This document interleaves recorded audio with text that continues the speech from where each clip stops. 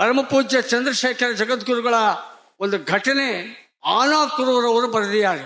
ಆದರೆ ನಂತರ ಮಾಜಿ ಪ್ರಧಾನಿ ದೇವೇಗೌಡರು ಕೂಡ ಕಣ್ಣಾರೆ ಕಂಡ ಘಟನೆಯನ್ನು ಅವರು ಹೇಳಿದರು.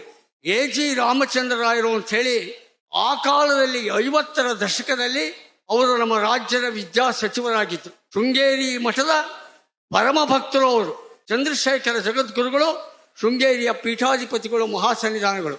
ಆಗ ಒಮ್ಮೆ ಸ್ವಾಮಿ ಜಗದ್ಗುರುಗಳವರು ಹೊಳೆ ನರಸೀಪುರಕ್ಕೆ ಎ.ಜಿ. ರಾಮಚಂದ್ರ ರಾಯರ ಮನೆಗೆ ಬಂದ್ರಂತೆ. ರಾತ್ರಿ ಚಂದ್ರಮೌಳೇಶ್ವರ ಪೂಜೆ ಆಗಬೇಕು.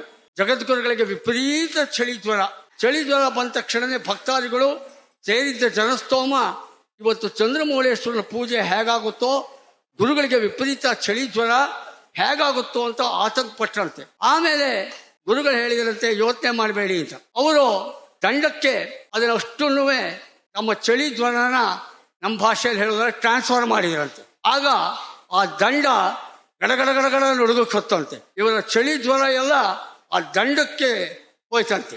ಗುರುಗಳು ಬಹಳ ಆರಾಮಾದ್ರು. ಪೂಜೆ ಎಲ್ಲ ಆಯಿತು.